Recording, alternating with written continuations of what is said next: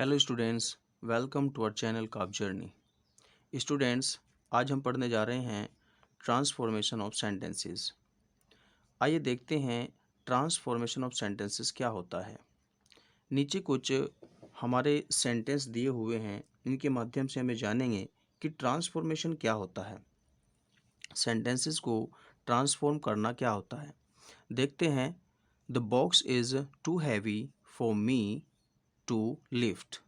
ये हमारा sentence simple sentence है। आगे सेंटेंस में the box is so heavy that I can not lift it. अगले सेंटेंस में हमने इसे कॉम्प्लेक्स सेंटेंस में बदला है कुछ ग्रामेटिकल चेंजेस करके।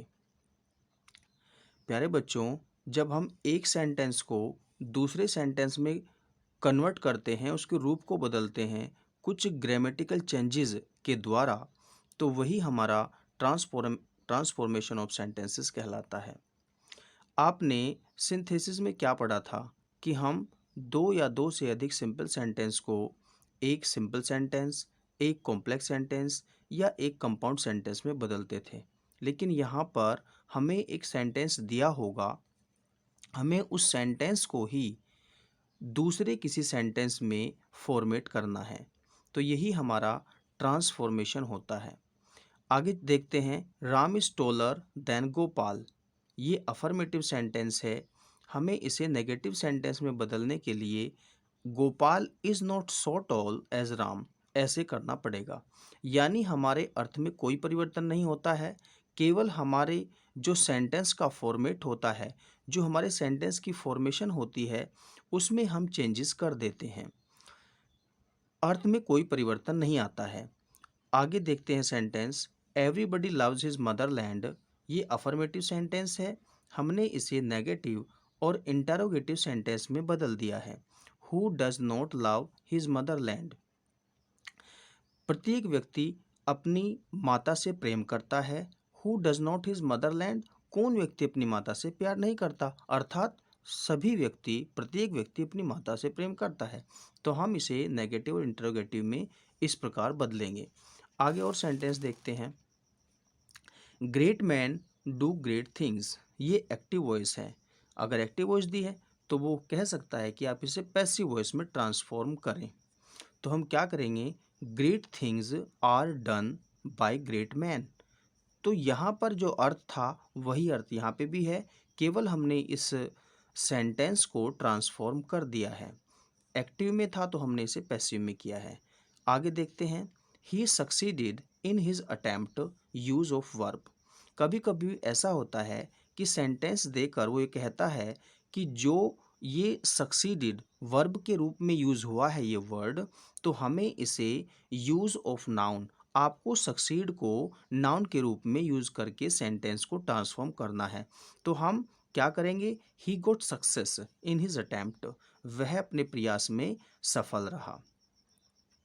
ही सक्सीडेड इन हिज अटेम्प्ट, वह अपने प्रयास में सफल था। यहाँ पे भी यही है, लेकिन हमने वर्ब गोट ले ली है, हमने सक्सीड को सक्सेस नाउन में परिवर्तित कर दिया है। ऐसे ही आगे कभी वो कह सकता है कि आप इसे एडजेक्टिव में बदलकर इस टेंस को, सेंटेंस को ट्रांसफॉर्म करें। तो हम इसे he was successful in his attempt, वह अपने प्रयास में सफल था। तो यहाँ पे हम सक्सेसफुल एडजेक्टिव के रूप में यूज़ करके इस सेंटेंस को इसमें ट्रांसफॉर्म कर देते हैं। तो ये ट्रांसफॉर्मेशन है। ट्रांसफॉर्मेशन में क्या होता है कि हम ट्रांसफॉर्मेशन में एक सेंटेंस को दूसरे सेंटेंस में ट्रांसफॉर्म करते हैं, चेंज करते हैं, लेकिन उसके रूप को चेंज करते हैं, लेकिन उसके अर्थ में कोई परिवर्तन नहीं आता।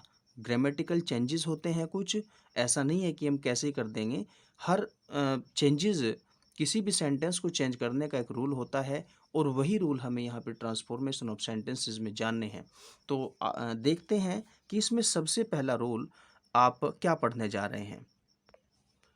देखिए, हमारा पहला रूल है रिमूविंग और इंसर्टिंग टू। यानी टू एडवर्ब होती है हमारी, जब ये किसी सेंटेंस में आती है तो वो इसे रिमूव करने के लिए कहेगा, और अगर वो किसी सेंटेंस में नहीं है तो ये कह सकता है कि इसे इंसर्ट करें। इंसर्ट का मतलब है सेंटेंस में प्रयोग करना। तो हम टू को कैसे हटाते हैं और कैसे हम उसे प्रयोग कर सकते हैं, ये पढ़ते हैं। हमारा सबसे पहला सेंटेंस है the doctor is too fat to run.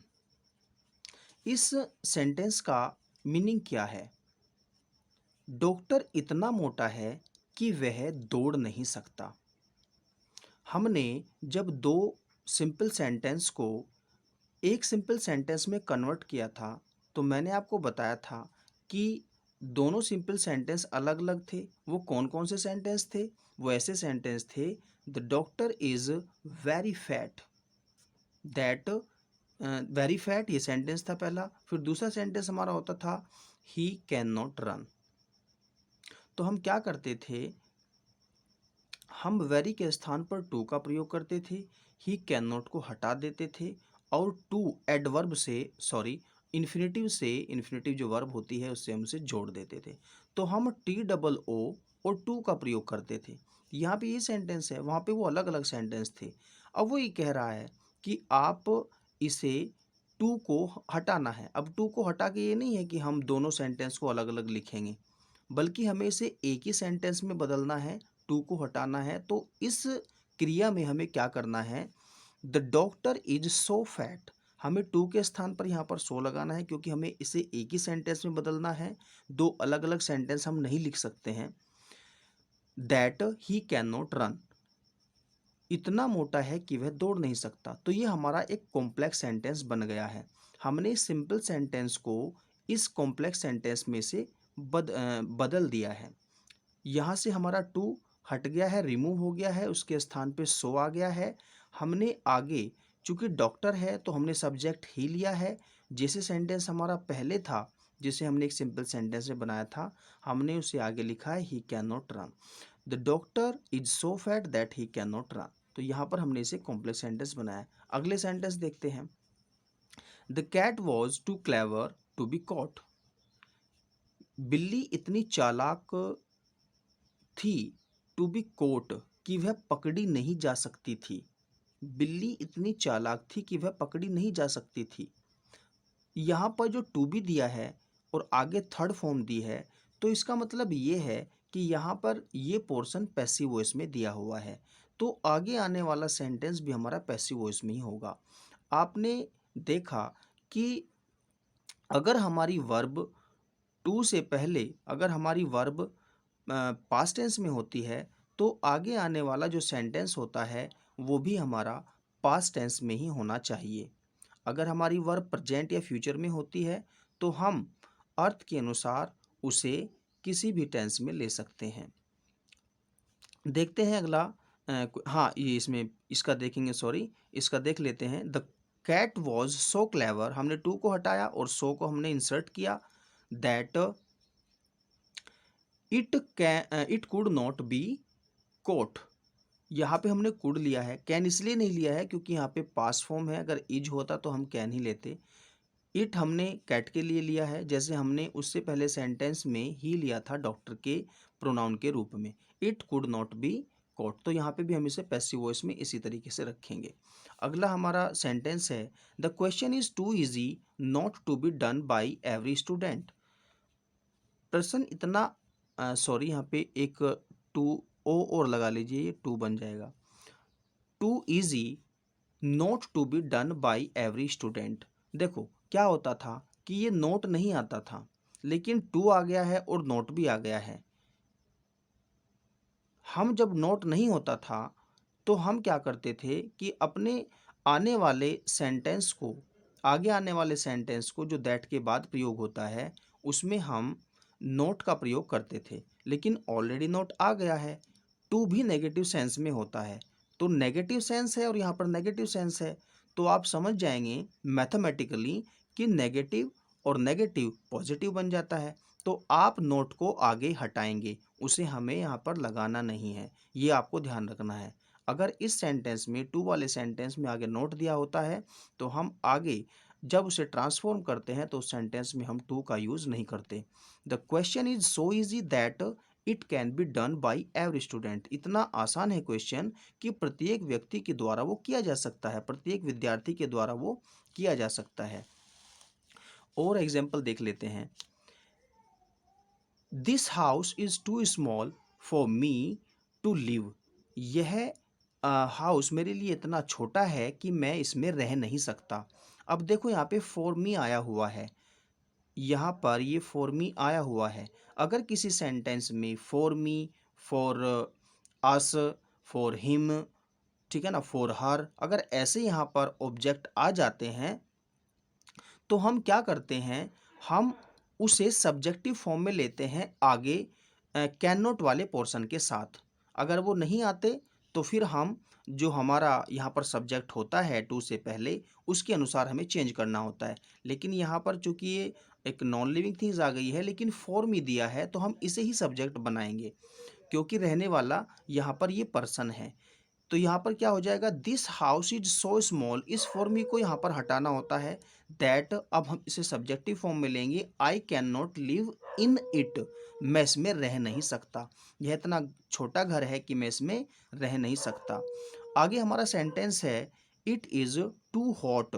यहाँ पर आप देख रहे हैं कि केवल टू यहाँ पर एडवर्ब लगी हुई है, लेकिन इसके बाद वाला पोर्शन जो इन्फिनेटिव वर्ब इसके साथ आती है वो नहीं है। इस कंडीशन में हमें क्या करना है, इस कंडीशन में हम टू के स्थान पर एक्सट्रीमली वर्ड ले सकते हैं। हम कहेंगे इट इज़ एक्सट्रीमली हॉट, या फिर हम ये कह सकते हैं it is hot beyond the proper limit. आप इस ग्रुप का भी प्रयोग कर सकते हैं, इस वर्ड ग्रुप का प्रयोग कर सकते हैं, बियॉन्ड द प्रॉपर लिमिट, यानी वह लिमिट से परे, सीमा से परे गर्म है। तो इस तरीके से अगर केवल टू यहाँ पर एडवर्ब आती है और इसके साथ हमारी आगे आने वाली इन्फिनेटिव वर्ब ये नहीं लेता, तो हम टू को हटाकर एक्सट्रीमली का, बियॉन्ड द प्रॉपर लिमिट आदि शब्दों का प्रयोग करके हम इसे रिमूव करके इन्हें इंसर्ट कर देते हैं। द आगे हमारा सेंटेंस है, the child was too frightened. बच्चा इतना डरा हुआ था टू से एनी वर्ड, कि वो कोई भी वर्ड, कोई भी शब्द नहीं कह सकता था। यहाँ पर हम बनाएंगे the child was so frightened, इतना भयभीत था, दैट ही कुड नॉट से एनी वर्ड, कि वो कोई भी शब्द नहीं कह सकता था। तो इस तरीके से हमने ये जाना कि हम टू को कैसे रिमूव करते हैं, कैसे हम उसे इंसर्ट करते हैं। अब इंसर्ट करने का हमारा प्रोसेस क्या रहेगा, हमने पहले जितने भी हमारे सेंटेंस थे हमने उनमें टू को रिमूव किया और हमने दूसरे सेंटेंस में कन्वर्ट किया। क्या होगा कि जब वो इंसर्ट करने के लिए कहेगा तो आपको नीचे आने वाले सेंटेंसेस को देगा। The child was so frightened that he could not से एनी वर्ड। अगर वो ऐसे सेंटेंस को देता है तो हम उसे इसका ठीक उल्टा करेंगे, इसमें इंसर्ट करेंगे, सो को हटाएंगे, टू को यहाँ पर इंसर्ट करेंगे, सो को हटाकर, उसके बाद हम यहाँ पर वर्ब इस पोर्शन को पूरा हटाकर यहाँ say that he could not, और जहाँ पर ही हमारी वर्ब होती है उसे हम इन्फिनेटिव वर्ब बनाकर आगे का पोर्शन जोड़ेंगे। इसी तरीके से हमें करना है। अगर इट इज़ एक्सट्रीमली हॉट आ गया है और हमें टू इंसर्ट करना है तो हम एक्सट्रीमली को हटाकर टू को इंसर्ट कर सकते हैं। ऐसे ही हमारा ये सेंटेंस है, it is not beyond the proper limit अगर आया है तब भी हम इट इज़ टू हॉट लगाएंगे, बियॉन्ड द प्रॉपर लिमिट को हटा देंगे। इसी तरीके से ये है, this house is so small that I can not live in it. अगर इस तरीके से आता है, यहाँ पे सब्जेक्ट को देखना चाहिए आपको, क्योंकि यहाँ पर ये नॉन लिविंग थिंग्स है, तो हम क्या करेंगे, आई को हम इसे फॉर मी में ही बदलेंगे। ये प्रोसेस आपको आना चाहिए। तो यहाँ पे सो को हटाएंगे और फॉर मी लगा करके टू लिव से इसे जोड़ देंगे। इस पूरे पोर्शन को यहाँ से हटाकर ये इन्फिनेटिव वर्ब जहाँ से हमारी बनती है वहीं से आगे के पोर्शन को हम लिखते हैं इन इट। ये हाउस के लिए आया है, इसे भी हम यहाँ से हटाएंगे। तो हमारा ठीक उल्टा हो जाएगा। जिस तरीके से हमने टू एडवर्ब को हटाकर रिमूव करके एक सेंटेंस चेंज किया है, एक बनाया है, उसे फॉर्मेट कर दिया है हमने दूसरे रूप में, जो कि हमारे आप देख रहे हैं कि सारे हमारे कॉम्प्लेक्स सेंटेंस बनते हैं इस कड़ी में केवल इस सेंटेंस को छोड़कर। तो ऐसे ही हम ठीक उल्टा करते हैं जब हमें इंसर्ट करना होता है एडवर्ब टू। तो हम उसका ठीक उल्टा करते हैं। अगर आपको रिमूव टू करना आता है तो आप निश्चित रूप से उसे इंसर्ट भी कर लेंगे, ठीक उसका उल्टा हो जाएगा। स्टूडेंट्स, आज की वीडियो में बस इतना ही। आगे एक नए रूल के साथ नई वीडियो को फिर लेकर आते हैं आपके आपके लिए। Till then take care, bye bye.